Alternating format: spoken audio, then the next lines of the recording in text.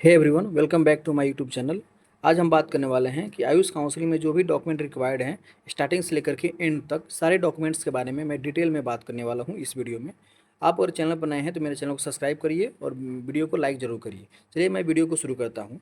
देखिए, जब भी काउंसलिंग आयुष काउंसलिंग स्टार्ट होता है कोई भी स्टेट का, यहाँ पर हम सारे स्टेट की बात करने वाले हैं, या फिर जो भी AA ट्रिपल सी का हो, या फिर स्टेट काउंसलिंग MP का हो, यूपी का हो, राजस्थान, हरियाणा, आप जो भी स्टेट से काउंसलिंग करना चाहते हैं, सारे स्टेट का जो भी डॉक्यूमेंट रिक्वायर्ड हैं उनके बारे में मैं बात करने वाला हूँ। सबका सेम प्रोसेस होता है। देखिए, क्या होता है ऑनलाइन वेरिफिकेशन में, क्या होता है कि जब आपका रजिस्ट्रेशन होता है उसके उसी टाइम आपको डॉक्यूमेंट अपलोड करने होते हैं। कौन कौन से डॉक्यूमेंट अपलोड करने होते हैं उसके बारे में मैं बात करूँगा। इसके बाद आपको जब कॉलेज अलॉट हो जाता है उसके बाद क्या होता है कि ऑफलाइन डॉक्यूमेंट वेरिफिकेशन होता है। उसमें कौन कौन से डॉक्यूमेंट रिक्वायर्ड होते हैं इसके बारे में हम बात करेंगे। चलिए वीडियो को शुरू करते हैं बिना लेट किए हुए। अब हम बात करेंगे कि ऑनलाइन वेरिफिकेशन में कौन कौन से डॉक्यूमेंट रिक्वायर्ड होते हैं। ऑनलाइन वेरिफिकेशन में क्या होता है, रजिस्ट्रेशन होता है, रजिस्ट्रेशन के बाद डॉक्यूमेंट अपलोड करना होता है। फर्स्ट डॉक्यूमेंट है जो 10th का मार्कशीट है, सेकंड डॉक्यूमेंट है जो 12th का मार्कशीट है। दोनों मार्कशीट को अपलोड किया जाता है वहाँ पे। इसके बाद से आप अगर SC ST से आते हैं या OBC से आते हैं, इस कंडीशन में आपको कास्ट सर्टिफिकेट भी अपलोड करना होता है। इसके बाद फोर्थ डॉक्यूमेंट होता है जो आपका पैन कार्ड हो गया, आधार कार्ड हो गया, कोई भी गवर्नमेंट ID प्रूफ लगता है काउंसलिंग में।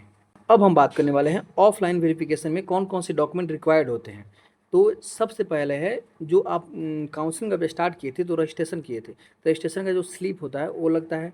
इसके बाद से जब रजिस्ट्रेशन का चार्ज आप पे किए होंगे तो 2000 रुपया होता है, किसी का 1000 होता है, अलग अलग स्टेट का अलग अलग पैसा आता है, तो उसका जो स्लिप मिलता है वो स्लिप लगेगा। इसके बाद सारे स्टेट के जो भी सिक्योरिटी अमाउंट पे होते हैं, देखिए गवर्नमेंट के लिए कीजिएगा तो यूपी के लिए आपको बात करूँ मैं तो 20,000 रुपये लगता है, और प्राइवेट के लिए करिएगा तो 50,000 रुपये लगता है। तो उसका एक स्लिप मिलता है जो आपको वेबसाइट से ही डाउनलोड करके उसका प्रिंट आउट आपको निकलवा लेना है। रजिस्ट्रेशन फ़ी का भी प्रिंट आउट, और सिक्योरिटी अमाउंट का भी प्रिंट आउट, और रजिस्ट्रेशन जो किए थे उसका स्लिप, उसका भी प्रिंट आउट। इसके बाद हम बात करेंगे NEET scorecard. NEET scorecard जो आपका है आप डाउनलोड कर लीजिए, NTA की वेबसाइट से दोबारा भी डाउनलोड कर सकते हैं, या फिर आपके पास पहले से होगा।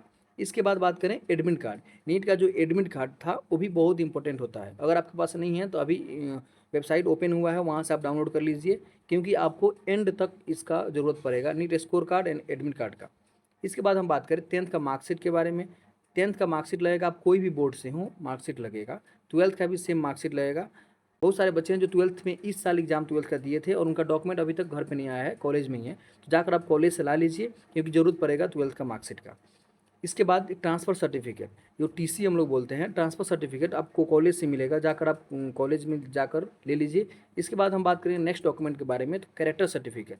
देखिए, जितने भी कॉलेजेज़ हैं, जो 12th लेवल के कॉलेज हैं, 10th लेवल कॉलेजेज़ हैं, तो आपको कैरेक्टर सर्टिफिकेट वो बना के देते हैं कि आपको आपका आचरण क्या है।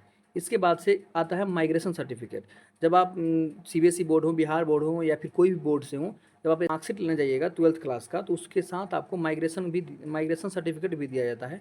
ये भी रखिएगा, क्योंकि एडमिशन हो जाता है उसके बाद कॉलेज वाले माइग्रेशन, TC और कैरेक्टर सर्टिफिकेट तीनों का डिमांड करते हैं कि आप लाकर कॉलेज में जमा कराइए। इसके बाद हम बात करें नेक्स्ट डॉक्यूमेंट के बारे में, तो नेक्स्ट डॉक्यूमेंट है हमारे पास आधार कार्ड। आधार कार्ड आपके पास होना ही चाहिए, क्योंकि गवर्नमेंट ID प्रूफ आधार कार्ड आजकल बहुत इंपॉर्टेंट है। इसके बाद है आधार कार्ड लिंक कॉन्टैक्ट नंबर। जब आप काउंसलिंग करिएगा तो वहाँ पर क्या होता है कि आधार कार्ड में जो नंबर लिंक रहता है उस पर OTP आता है, तो वो नंबर इंपॉर्टेंट है आपके लिए। इसके बाद पैन कार्ड भी इंपॉर्टेंट है। कभी कभी क्या होता है कि आधार कार्ड से आपका वेरिफिकेशन नहीं हो पाता है तो पैन कार्ड की ज़रूरत पड़ती है, पैन कार्ड से भी आप कर सकते हैं। यहाँ तक कि रजिस्ट्रेशन में भी बहुत सारे बच्चों का डाउट आता है कि सर आधार कार्ड से नहीं हो रहा है, मेरा OTP नहीं आ रहा है, तो उस टाइम आप पैन कार्ड यूज़ कर सकते हैं अपना रजिस्ट्रेशन करने के लिए। इसके बाद से आप बैंक पासबुक का भी रख लीजिए फ़ोटो कॉपी, क्योंकि उसका ज़रूरत पड़ता है। इसके बाद हम बात करेंगे नेक्स्ट में कास्ट सर्टिफिकेट। अगर आप SC ST से आते हैं, OBC से आते हैं, EWS से आते हैं, तो आपको प्रूफ देना पड़ेगा कि आप इस कैटेगरी से हैं, बिलोंग करते हैं, तो आपको कास्ट सर्टिफिकेट लगेगा। इसके बाद नेक्स्ट बात करें हम डोमिसाइल सर्टिफिकेट। देखिए, डोमिसाइल सर्टिफिकेट का बहुत फ़ायदा है। अगर आप अदर स्टेट से है, जैसे यूपी से आप पढ़ना चाहते हैं लेकिन अदर स्टेट से है, तो उस टाइम आपको डोमिसाइल सर्टिफिकेट देना पड़ेगा। देखिए, आप यूपी से हैं, आपका 10th 12th यूपी से हुआ है, तो आपको डोमिसाइल सर्टिफिकेट देने की ज़रूरत नहीं है, पर आप बनवा ज़रूर लीजिएगा, क्योंकि ज़रूरत पड़ गया तो आपको फिर इस प्रॉब्लम आ जाएंगी काउंसलिंग में। इसके बाद सबसे इम्पोर्टेंट है कि आपको फ़ोटो आपको कितनी चाहिए और कौन से फ़ोटो चाहिए। देखिए, जब आप नीट का एग्ज़ाम दिए थे तो उस टाइम जो फ़ोटो आपके पास था, वो फ़ोटो आपको पासपोर्ट साइज़ फ़ोटो 10 चाहिए। 10 इस पे लिखा हुआ है, लेकिन आपको मिनिमम 15 फ़ोटो आपके पास होना चाहिए, क्योंकि आपको रजिस्ट्रेशन से लेकर के, रजिस्ट्रेशन में आपको तो ऑनलाइन ही लग जाएगा फ़ोटो। रजिस्ट्रेशन से लेकर के काउंसलिंग में जाइएगा, डॉक्यूमेंट वेरिफिकेशन, कॉलेज में एडमिशन के टाइम, और भी कॉलेज में बहुत सारे होते हैं, रजिस्ट्रेशन होता है यूनिवर्सिटीज़ का, उसके बाद अलग-अलग जगह फ़ोटो लगता है। आपके पास फ़ोटो होने चाहिए, बहुत सारे फ़ोटो, सेम फ़ोटो। अगर वो फ़ोटो नहीं है तो आप क्या करिए, एक फ़ोटो होगा तो उससे आप मल्टीपल कॉपी बनवा सकते हैं, या फिर वो भी एक फ़ोटो नहीं है तो आप क्या करिए, नीट का स्कोर कार्ड है उससे आप क्या कर सकते हैं, फ़ोटो को क्रॉप करा करके और उसका मल्टीपल कॉपीज़ निकलवा सकते हैं। और आप ऐसे ही वीडियो देखने के लिए मेरे चैनल को सब्सक्राइब जरूर करिए। अब हम बात करने वाले हैं, यह मेरा चैनल है, आप मेरे चैनल को सब्सक्राइब कर लीजिए।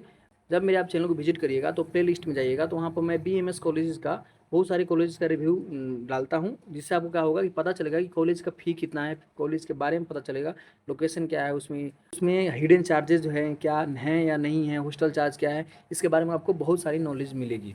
तो आप अगर मेरे चैनल पर नए हैं तो मेरे प्लेलिस्ट को ज़रूर जाकर विजिट करिएगा। इसमें मैं बहुत सारे कॉलेजेस का रिव्यू को डाल चुका हूँ, और भी न्यू न्यू कॉलेजेस को मैं डाल रहा हूँ, प्रयास कर रहा हूँ।